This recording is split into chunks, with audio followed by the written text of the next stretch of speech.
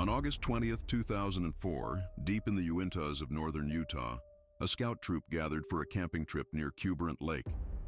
Among them was 12-year-old Garrett Bardsley, a boy full of energy and excitement.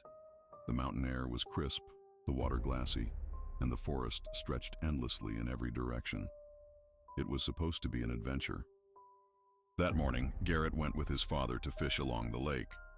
The water was icy, and Garrett accidentally slipped, soaking his shoes and pants.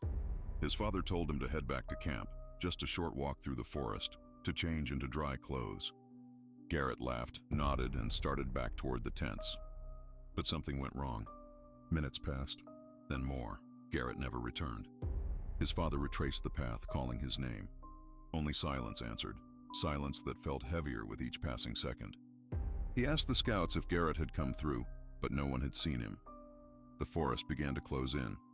The pines whispered in the wind, and shadows seemed to stretch unnaturally long. Hundreds of searchers swarmed the area over the next days. Rescuers, volunteers, helicopters overhead.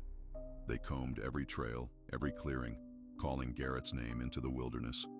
But the only response was the echo of their own voices. What chilled everyone was how quickly he vanished. He was gone within a stretch of land so small that people said it was impossible for him to disappear without a trace.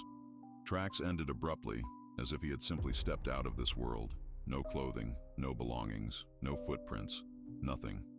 Search dogs were brought in. They followed his scent down one trail, then suddenly stopped, circling in confusion, as though the trail ended mid-air. The dogs whimpered, refusing to move forward, as though something invisible blocked their path. As the nights grew colder, some rescuers whispered things they couldn't explain, hearing faint footsteps in the dark, a child's voice carried by the wind, or flashes of red in the trees, as if a boy's jacket had just slipped out of sight. Each time they ran toward it, they found only empty woods. Days turned into weeks. The mountains kept their secret. Garrett's parents refused to leave, holding out hope, but the wilderness gave no answers. To this day, hikers in the Uintas sometimes report strange happenings near Garrett Lake.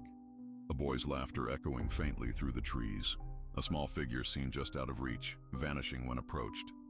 The forest there feels different, colder, heavier, as though it remembers the moment a child walked into its shadows and never came back. Some say Garrett was simply lost, swallowed by the immensity of the land. Others believe the mountains took him, claimed by something beyond human understanding. But whatever the truth, on that August morning in 2004, a short walk back to camp turned into a mystery that chills anyone who hears it. And in the stillness of those woods, if you listen closely, some swear you can still hear a young boy's footsteps, walking in circles, forever searching for his way back.